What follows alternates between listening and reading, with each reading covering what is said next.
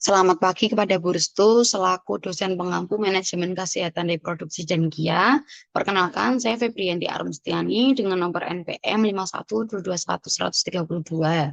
Video ini saya buat untuk memenuhi tugas UTS pada mata kuliah tersebut dengan judul Integrating Sex Gender into Environmental Health Research Development of a Conceptual Framework, atau mengintegrasikan jenis kelamin atau gender ke dalam penelitian kesehatan lingkungan, pengembangan kerangka kerja konseptual. Dalam hal ini dilatar belakangi oleh terdapat kesadaran yang semakin meningkat mengenai pentingnya mengintegrasikan jenis kelamin atau gender secara komprehensif ke dalam penelitian kesehatan lingkungan untuk meningkatkan validitas dan signifikansi hasil penelitian, serta mengembangkan kerangka kerja konseptual multidimensi untuk operasionalisasi jenis kelamin atau gender dalam penelitian kesehatan kuantitatif. Tim interdisipliner INAR mengembangkan konsep seks atau gender yang memenuhi 4 prasyarat, yaitu multidimensi, variasi, perwujudan, dan interseksionalitas, yang bertujuan untuk meningkatkan validitas penelitian dan mendukung promosi kesetaraan kesehatan. Tujuan penelitian ini untuk mengembangkan konsep seks atau gender multidimensi sebagai landasan teoritis untuk operasionalisasi jenis kelamin dan gender dalam penelitian kesehatan kuantitatif atau lingkungan, dengan mempertimbangkan multidimensi, variasi, perwujudan, dan keterkaitan. Metode penelitian yang diusulkan dalam jurnal ini yaitu melalui pendekatan multidimensi yang menekankan pentingnya integrasi gender dalam penelitian kesehatan lingkungan dengan menggabungkan pencarian literatur, evaluasi interdisipliner, dan proses bola salju. Penelitian ini bertujuan untuk mengidentifikasi dan mengoperasionalisasi konsep-konsep gender yang relevan.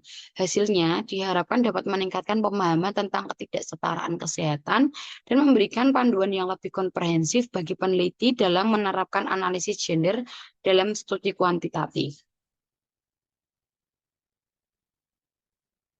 Hasil penelitian menunjukkan bahwa konsep INAR multidimensi yang didasarkan pada perspektif intersex digunakan dalam berbagai konsep model, struktur organisasi, dan metode untuk penelitian kesehatan khusus gender. Konsep ini melibatkan modifikasi atau pendivisian ulang konsep dan gender untuk memastikan pemahaman yang komprehensif tentang aspek gender dalam penelitian kesehatan populasi. Konsep ini mencakup 3 teori: identitas, struktur sosial, dan makna simbolis. Di sini dijelaskan terkait 4 syarat memenuhi konsep INAR, di antaranya 1. Multidimensi. Konsep diri seseorang digambarkan melalui 5 dimensi, yaitu fenotip jenis kelamin pada saat lahir, fenotip jenis kelamin saat ini, identitas jenis kelamin atau gender saat ini, peran seks atau gender yang terinteralisasi, dan ekspresi seks atau gender yang diekspresikan. Kedua, ada variasi. Jenis kelamin atau gender diperhitungkan dalam keragamannya yang terbukti secara empirik, bukan hanya biner. Yang ketiga, ada perwujudan. Unsur-unsur somatik dan sosial saling berinteraksi satu sama lain dengan cara yang dinamis. Yang keempat, ada interseksionalitas. Jenis kelamin atau gender bersinggungan dengan kategori-kategori lain dari ketidakadilan sosial dan dinamika kekuasaan. Diskusi penelitiannya yaitu ada 1. Konsep jenis kelamin atau gender multidimensi INAR. Berdasarkan pendekatan teoritis gender dan ilmu kesehatan, dikembangkanlah konsep seks atau gender multidimensi yang dikenal sebagai INAR untuk digunakan dalam pengumpulan dan analisis data kuantitatif, terutama dalam penelitian kesehatan lingkungan. Konsep ini berupaya memahami seks atau gender secara lebih utuh dengan mempertimbangkan 4 aspek penting: multidimensi, keragaman, inkarnasi atau embodiment, dan interseksionalitas. Beberapa publikasi sebelumnya memang telah membahas keempat aspek ini, seperti yang dilakukan oleh Krieger, Johnson, Tannenbaum, dan Hammarström. Namun pendekatan mereka masih memiliki keterbatasan. Semisal pada Krieger, menyinggung ketidaksetaraan sosial dan kekuasaan, tetapi tidak secara eksplisit menjelaskan interseksionalitas. Yang kedua ada Onson, menyusun definisi gender dan seks sebagai spektrum, tetapi masih membatasi pada kategori biner, semisal laki-laki dan perempuan, dan tidak menyebutkan embodimentnya. Ketiga ada Tanenbaum, mengakui keberagaman identitas gender, tapi tetap mendefinisikannya sebagai biner, dan tidak menjelaskan hubungan antara jenis kelamin dan gender secara konseptual. Yang terakhir hanya Hammerstrom yang secara menyeluruh membahas keempat aspek secara teoritis dan aplikatif, termasuk kaitannya dengan kesetaraan dan keadilan gender. Dalam konteks tersebut, kerangka inner hadir sebagai konsep yang lebih komprehensif. Inner tidak hanya mengintegrasikan jenis kelamin, gender, interseksionalitas, dan embodiment, tapi juga mempertimbangkan tingkat simbolik, yaitu bagaimana norma dan struktur sosial membentuk identitas dan perilaku individu. Pendekatan ini mengadopsi konsep habitus dari sosiologi yang menjelaskan bahwa pengalaman dan ekspresi gender seseorang selalu dipengaruhi oleh posisi sosial dan struktur kekuasaan di masyarakat. Dengan kata lain, konsep Inger mengajak kita untuk melihat seks atau gender tidak hanya dari sisi biologis atau identitas individu semata, tapi juga dalam kaitannya dengan relasi kuasa, ketidaksetaraan sosial, dan pengalaman hidup yang terwujud dalam tubuh dan kesehatan seseorang. Yang kedua ada landasan teoritis konsep multidimensi jenis kelamin atau gender Inger. Konsep Inger dibangun di atas landasan teoritis yang kuat dan bersifat lintas disiplin, dengan tujuan untuk melihat jenis kelamin atau gender sebagai bagian dari struktur sosial yang kompleks. Bukan semata identitas individu, setiap dimensi dalam konsep Inger, mulai dari peran gender, identitas relasi sosial, hingga institusionalisasi gender selaras dengan model dari jaringan penelitian kesehatan wanita di Kanada. Namun, Inger melangkah lebih jauh dengan menggabungkan pendekatan gender dan teori habitus. Inger menekankan bahwa identitas dan ekspresi gender seseorang terbentuk dan dipengaruhi oleh norma sosial, nilai budaya, serta struktur kekuasaan tempat individu berada. Konsep ini menolak pandangan yang menyalahkan individu atas kondisi kesehatannya dan justru menyoroti bahwa faktor struktural dan simbolik sangat menentukan bagaimana gender dialami dan diekspresikan. Lebih dari itu, Inger memadukan pendekatan interseksionalitas secara menyeluruh. Pendekatan ini tidak sekedar melihat individu sebagai korban diskriminasi gender, melainkan meneliti bagaimana struktur sosial membentuk pengalaman hidup dan kesehatan mereka. Dengan kata lain, perhatian utama bukan pada perbedaan di antara orang, melainkan fungsi sosial dari kategori seperti gender, ras, kelas, dan orientasi seksual. Dalam praktiknya, pendekatan kuantitatif yang berbasis interseksionalitas, seperti yang digunakan dalam Inger, berusaha menganalisis perbedaan baik dalam kelompok intrakategori maupun antar kelompok atau antar kategori. Tapi tantangan utamanya adalah bagaimana agar analisis ini tidak berhenti pada statistik individual, melainkan mampu menggali akar penyebab ketimpangan di level sosial dan struktural. Secara keseluruhan, landasan teoritis Inger memungkinkan penelitian kesehatan yang tidak hanya menghitung perbedaan, tapi juga memahami mengapa perbedaan itu ada, serta bagaimana relasi kuasa dan ketidaksetaraan sosial memengaruhi kesehatan populasi secara utuh. Yang ketiga ada konsep jenis kelamin atau gender Inger dan model grafis sebelumnya. Dalam mengembangkan kerangka konseptual Inger, tim peneliti juga meninjau berbagai model grafis sebelumnya yang menggambarkan konsep jenis kelamin atau gender. Salah satu inspirasi datang dari Gender Bundle, karya Tate DKK, yang membagi gender ke dalam 5 aspek berbeda.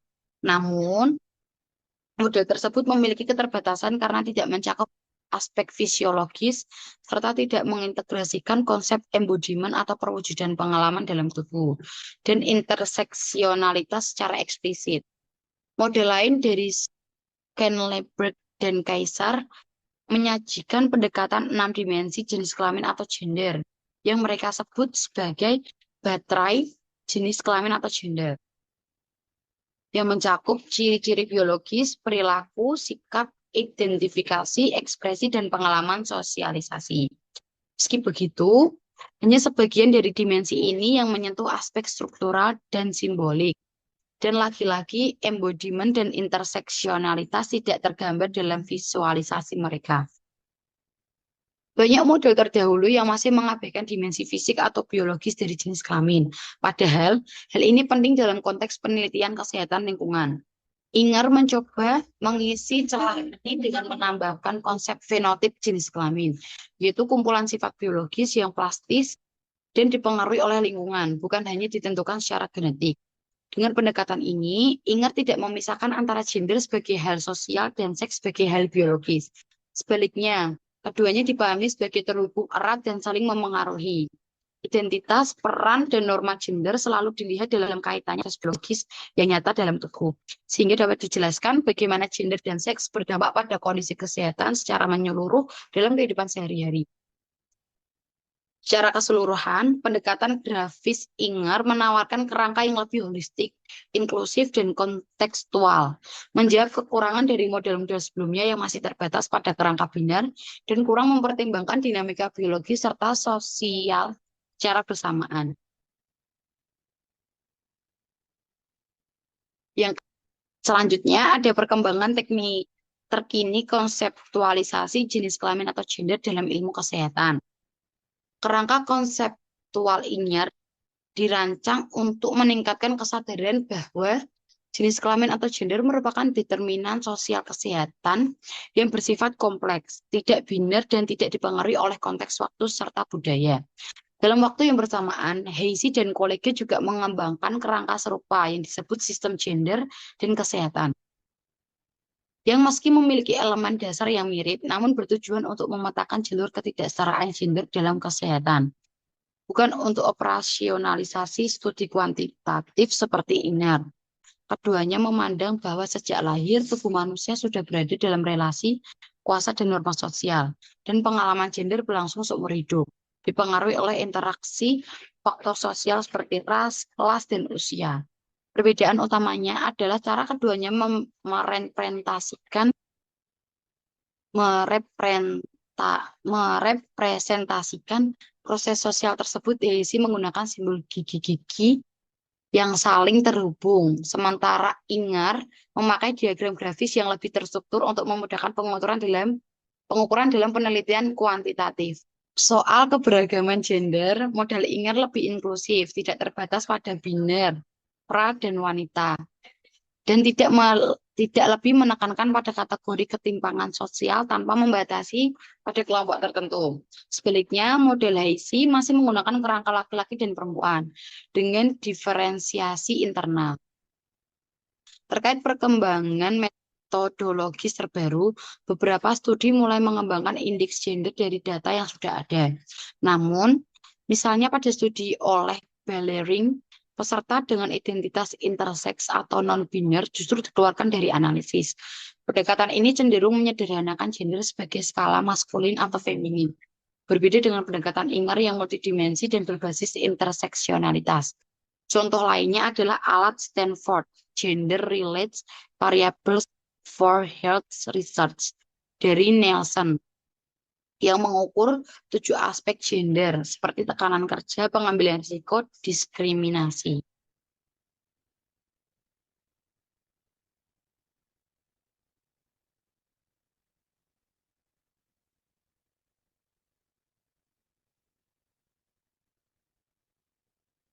Meski alat ini menyoroti faktor sosial yang bisa diubah, fokusnya masih pada atribut individual, tanpa menyentuh relasi kuasa atau konteks struktural secara mendalam, sehingga belum menambah nilai substantif terhadap kerangka Inger. Kesimpulannya, Inger tetap unggul sebagai model konseptual yang menyatukan dimensi biologis, sosial, simbolik, dan struktural gender secara menyeluruh dalam studi kesehatan, serta menyajikan cara kuantitatif yang peka, konteks untuk mempelajari ketidaksetaraan gender dalam kesehatan populasi. Yang terakhir, ada yang selanjutnya, ada seruan untuk penelitian ketidaksetaraan kesehatan berbasis teori. Bagian ini menekankan pentingnya mengintegrasikan teori dalam penelitian kesehatan, khususnya untuk memahami ketidaksetaraan kesehatan yang bersifat kompleks dan saling berlapis. Proyek Inger menjawab seruan tersebut dengan mengembangkan kerangka gender atau jenis kelamin multidimensi berbasis teori interseksional yang melibatkan berbagai disiplin ilmu dan fokus pada penelitian kuantitatif terutama dalam konteks kesehatan lingkungan. Namun, pengembangan model yang ambisius ini tentu menghadirkan tantangan. Misalnya tidak mungkin menyusun satu daftar universal untuk semua dimensi gender dan jenis kelamin, karena setiap pertanyaan penelitian menuntut pemilihan item yang relevan. Peneliti juga dituntut untuk menghindari stereotip dalam pengumpulan data dan perlu menilai persepsi diri maupun eksternal sesuai dengan nilai dan norma budaya. Salah satu tantangan penting adalah menilai proses atau penjelmaan embodiment, yaitu bagaimana faktor sosial seperti status ekonomi, diskriminasi, atau trauma sosial memengaruhi kesehatan secara biologis. Konsep ini menurut Krieger bukan hanya bagaimana dunia luar menembus kulit, tapi bagaimana tubuh merespon dan beradaptasi terhadap lingkungan sosial secara aktif dan dinamis. Ini bisa melibatkan pengukuran biologis seperti beban alostatis, yakni stres kronis yang tertumpuk dalam tubuh. Penelitian juga perlu melihat ketidaksetaraan dari berbagai tingkat paparan, mulai dari struktur sosial, individu, hingga bagaimana individu menginternalisasi pengalaman tersebut. Misalnya, seseorang mungkin mengalami diskriminasi atau tingkat sosial, merasa tertekan atau tingkat individu, dan akhirnya tubuhnya menunjukkan gejala stres kronis atau tingkat internalisasi. Akhirnya pendekatan interseksional sangat penting. Gender tidak bisa dipisahkan dari identitas lain seperti ras, kelas, usia, atau kemampuan. Kesehatan memang dialami secara individual, tetapi hasilnya tidak lepas dari struktur kekuasaan dan ketidakadilan yang terjadi di berbagai tingkat masyarakat. Penelitian kuantitatif yang menggunakan lensa interseksional kini mulai berkembang dan memberikan harapan untuk analisis kesehatan yang lebih adil dan menyeluruh di masa depan. Selanjutnya ada kegiatan penelitian mendatang dalam INGAR. Sebagai kelanjutan dari pengembangan kerangka INGAR, konsep gender atau jenis kelamin multidimensi dengan pendekatan interseksional telah mulai diuji dalam 2 studi kuantitatif terkait kesehatan lingkungan. Tahap berikutnya dari penelitian ini adalah analisis data secara mendalam yang bertujuan untuk mengevaluasi seberapa efektif kerangka ini dalam mengungkap peran penting gender atau jenis kelamin terhadap kondisi kesehatan lingkungan. Hasil dari analisis ini diharapkan dapat memberikan wawasan baru yang lebih tajam dan konstekstual serta berkontribusi pada perubahan nyata dalam praktik, promosi maupun kebijakan perlindungan kesehatan lingkungan. INGAR ingin memastikan bahwa dimensi sosial dan biologis gender atau jenis kelamin benar-benar dipertimbangkan dalam upaya menjaga kesehatan masyarakat yang lebih adil dan inklusif. Kesimpulannya, kerangka kerja konseptual yang dikembangkan oleh tim interdisipliner dari Project INGAR memberikan titik awal yang kuat untuk operasionalisasi gender dalam penelitian kesehatan kuantitatif. Kerangka ini akan membantu menggabungkan konsep-konsep teori gender ke dalam penelitian kesehatan lingkungan, meningkatkan kevalitan penelitian dan mendukung upaya promosi kesetaraan kesehatan dalam jangka panjang. Sekian presentasi dari saya. Apabila ada salah kata, saya mohon maaf. Wassalamualaikum warahmatullahi wabarakatuh.